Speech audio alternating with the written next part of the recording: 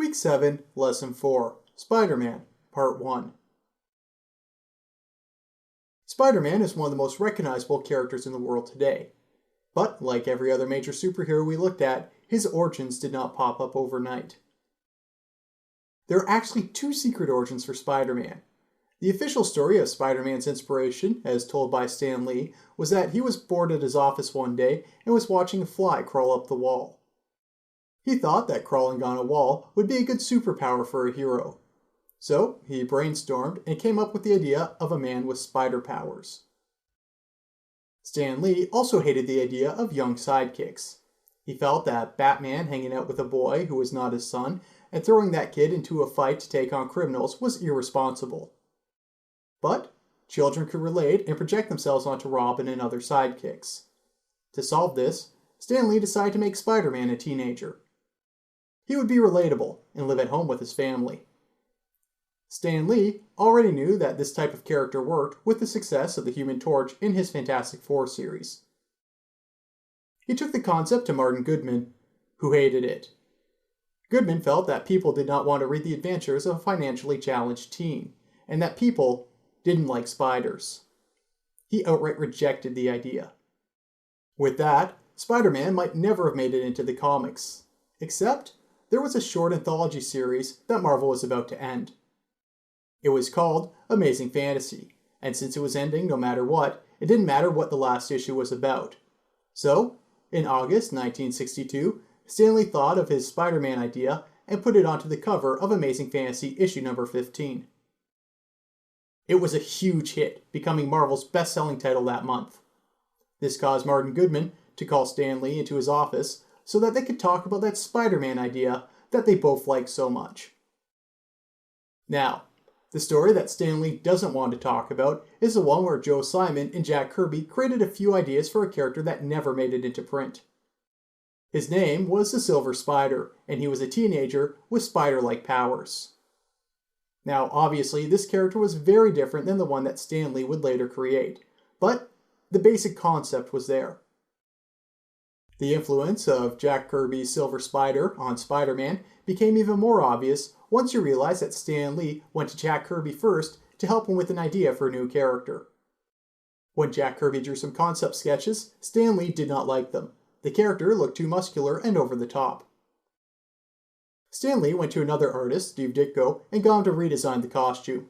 If you remember, we mentioned that Steve Ditko drew some of the stories in Atlas's science fiction comics. And there is where we get the second secret origin of Spider-Man. So, in June 1964, Steve Ditko teamed up with Stan Lee to create a story called Goodbye to Linda Brown. It first appeared in Strange Tales, issue number 97. The story was about an elderly couple who lived by the waterside. They were known as Aunt May and Uncle Ben. They took care of a girl who was trapped in a wheelchair. Having this girl around causes both May and Ben to go sleepwalking. Linda Brown is the girl in the wheelchair, and as much as she loves her aunt and uncle, she has this desire to leave them. One night, she rolls her wheelchair under the water and never comes back up. Aunt May and Uncle Ben are both sad she's gone, but feel it just might be better this way. The last panel reveals that Linda Brown is really a mermaid. The final major influence, as mentioned before, is the Human Torch from the Fantastic Four fame. He was a teenager who had superpowers. He wasn't rich, he wasn't famous, he liked cars, he liked flirting with girls, and comics, and things that teenagers of the 1960s were supposed to like. Besides their powers, the biggest difference between the Human Torch and Spider-Man was that Spider-Man was a solo hero, while the Human Torch was part of a team. So, just having a teenage hero in his own book would have been enough to get Spider-Man mentioned here, but Stan Lee and Steve Ditko went beyond that, creating one of the best, and possibly the best origin of the Silver Age. Peter Parker was a nerd. He liked cameras and chemical reactions. He would rather study than play sports. He lived at home with his Uncle Ben and Aunt May, who gave him a microscope for his birthday. As you can imagine, this caused Peter Parker to be a target for the bullies at his school. All this changed when he went to an experiment involving radiation, and a spider got caught in the radiation's harmful rays. Before dying, the spider bit Peter Parker, which caused him to feel nauseous. On his way home, he's almost hit by a car, but jumps 15 feet into the air, sticking onto the building. With this, he realizes that he can effortlessly climb that building. At the top of the building, he grabs onto a metal stack, and it immediately crushes in his hand. He crawls down a cable and realizes that he has the same powers as a spider. Unlike Superman, Batman, Wonder Woman, or the Fantastic Four, Spider-Man decides not to use his powers for good, but to make himself some money. Because hey, that's what the average person would do. It made Spider-Man more believable. So, Peter Parker enters a wrestling contest for adults. The problem is that Peter Parker is a teenager, so he creates a wrestling suit that completely covers up every part of his body. With his new strength, he easily wins the match, but the organizer screws him out of most of his reward. Peter Parker is so mad that when the organizer gets robbed, he lets the robber get away, even though he could have easily stopped him. In his costume, Peter goes by the name SpiderMan and creates devices that shoot out a web-like substance to continue playing off his spider-like image. He gets television spots and fame, and looks like he's going to make a living off this until one night he returns home to find that the unthinkable has happened. Peter's Uncle Ben had been shot by a criminal. When Peter Parker goes to face that crook, he finds it's the same person that he could have stopped easily earlier on. Peter defeats the crook, but learns a valuable lesson. With great power comes great responsibility. It's easy to see why kids loved this in the 1960s. It's the same reason why most adults love this today. Spider-Man's origin went above being just another pulp origin and did something more. It taught a moral lesson. I would argue that Spider-Man's origin is a contemporary fable or fairy tale. A fable, for those of you who don't know, is a short story, usually involving animals, that's meant to teach people an important moral lesson that is respected by society. These are stories like The Three Little Pigs, The Ant and the Grasshopper, and these types of lessons can also be found in impossible situations that can be part of some fairy tales, like Little Red Riding Hood or Hansel and Gretel. If Spider-Man never showed up again after his first appearance, this story would still be worth looking at because of how it modernizes a classical narrative technique. As a fable, Peter Parker's origin was not about an animal, it was not about a spider, but it was about a Spider-Man. And the moral of the tale is written right at the end of it. Like the Fantastic Four, Spider-Man's powers caused unintentional harm to those around him. But where the Fantastic Four had lack of control of their powers, which caused the issue, it was Spider-Man's inability to help others that caused many of his problems. As we're going to see, this was only the beginning of what made Spider-Man so great. Whereas the Fantastic Four worked thanks to Stan Lee and Jack Kirby's unrestrained imaginations, Spider-Man was much more grounded, and played with the superhero formula to break a lot of new ground in the comics' early years. Peter Parker may have started off as a high school student, but he was a huge hit with college-age fans. Spider-Man, along with the Fantastic Four, went back to the early pre-Captain Marvel version of heroes, where he did not have to target children to have good sales. In one of his earliest adventures, Peter Parker went to try and work for the Fantastic Four. His version of a job interview was that he'd fight them all to prove how good he was.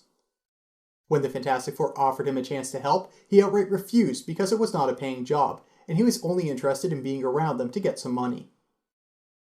This did two major things. It helped establish that the Marvel Universe was a shared fictional universe, and that these superpowered characters would all know each other, but it also helped establish that Peter Parker was more of an anti-hero when he started out his career. Peter's rebellious attitude was not something that's usually associated with the character Spider-Man as we know him today. And Peter Parker's antisocial attitude could probably be linked back to the original artist of Spider-Man series, Steve Ditko. Steve Ditko was born in America in 1927 and was the son of two Slavic immigrants. Being an immigrant son seems to be a recurring motif with nearly all the superhero creators we've looked at so far. Ditko joined the American military in 1945 and spent time overseas in post-war Germany, where he drew comics for an army newspaper. After the war, he went back to school and learned how to become an artist. He developed a reputation as an incredibly hard worker and officially became involved in the comic book industry in 1953, right before the Comic Code Authority censored what he could and could not draw about. He got a job working for Atlas Comics, where he teamed up with Stan Lee to write many short horror, fantasy, and science fiction stories.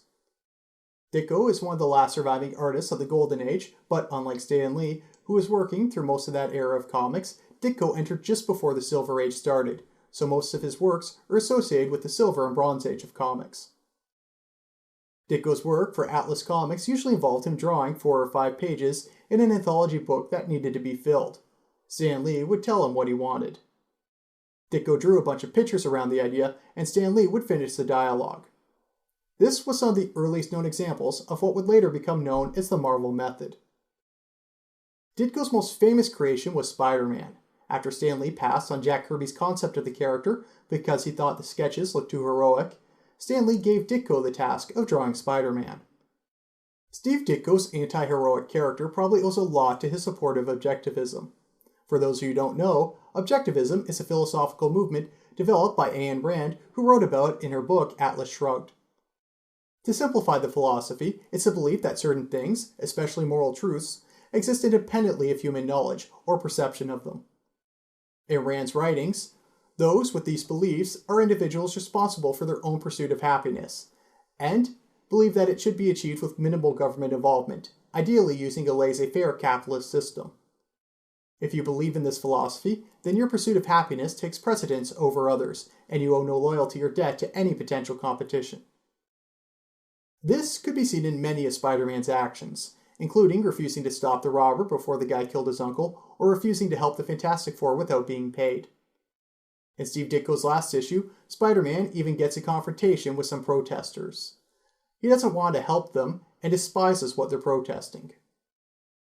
Peter is mean to women, and had trouble making friends. Most of the time, he just wants to be left alone.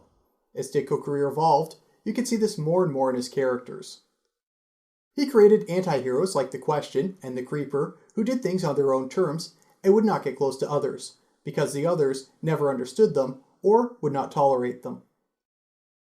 As Steve Ditko got older, he became more reclusive, eventually refusing to do any interviews after 2012. He left Marvel in 1966, right after The Amazing Spider-Man issue number 38 was released. He was not happy with the editorial changes made to his work, and he hated where Stan Lee wanted to go with the character. Questions to contemplate. Collaborators with 2 very different views on a character can hurt a series. But, is there ever an instance where those differences can help it? What do you think the biggest change is about Spider-Man from when Ditko was working on the character compared to how the character is seen now?